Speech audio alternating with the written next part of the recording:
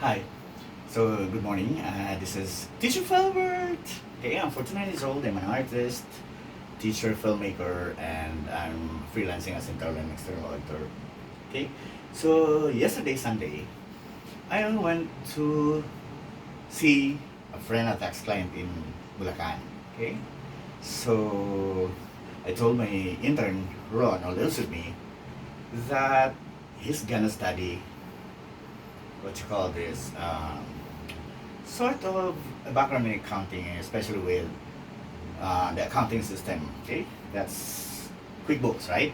So QuickBooks Online. Okay, so I was expecting that he could get the rationale of that accounting system because he used to study accounting. Okay, he did study for like 2 years. Okay, so I came home around 12 o'clock midnight. I was exhausted because traffic was terrible, and my nephew, intern, Ron, did tell me, Tito, parang ang hirap intindihin. Kaya ang hirap intindihin ng QuickBooks. Okay, without you appropriating actually, I mean, manipulate or do the app exactly so that you would learn. Okay? So I was like alerted and alarmed being a teacher, okay, being a Montessori teacher. Okay? So immediately I kind of like embraced my whiteboard. Okay, I have all this. When I teach, I usually have all three pens, red, blue, and black. Okay? So I told Ron to listen to me. Okay? This is a triangle. It's tatsulok, tatsulok. Okay? So yeah, I'm most grateful that I come from Obi Montessori. Okay, I know I come from La Salle Zamis. I graduated BS Accountancy. Okay, and then I went to Obi Montessori. I was a student of professional education that made me a teacher, and then did teach in the college. Okay, so my inculcation of the Montessori system got me this. Okay, so I said that I'm grateful to have been coming from a La Salle school. Okay, so because of my interest confusion, I kind of like illustrated this. Okay, so in a traditional school, okay, this is traditional. The teacher is always above. Okay, the teacher kind of like spoon feeds, not really spoon feeds, or teaches the student what he has learned or what she learned or he learned, and then actually discusses this to the students, and then students will kind of like grapple and try to understand what the teacher is articulating. Okay, so in Montessori, anyway, I'm sorry, but this is not like to intimidate you guys, but I really appreciated the system. Okay, we have this taxonomy. Okay, so we have here above is like students. We don't really call it student. We call it learner.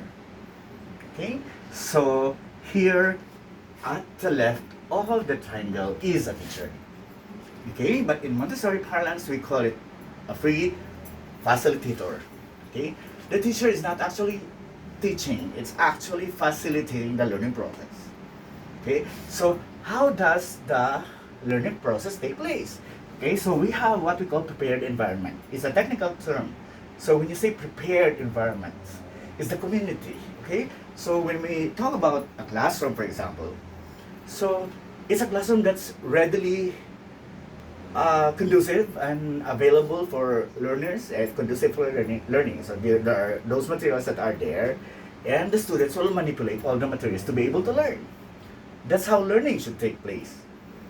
Okay, so to translate it further, it's like in the community. So what we have in the community, we kind of like do something about it, manipulate, exercise like attachment to whatever that we see, and we learn from that. So it's like experience is the best teacher.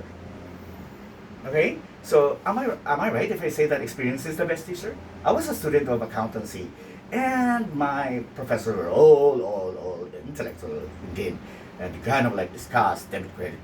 To be honest, I never really understood so profoundly as when after college graduation I kind of do work into tax and business consulting, and then having been hands-on to what I'm doing, I kind of learn everything.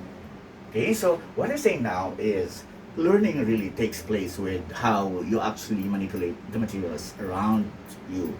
Okay, that's what we call prepared environment. Okay, so the teacher actually is facilitating learning, okay, through using whatever materials or equipment that are in the prepared environment so that the student or the we call learner can actually learn.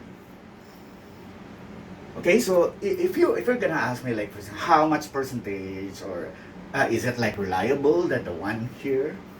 Of course, it's cliche, but we all say that teaching is the best experience.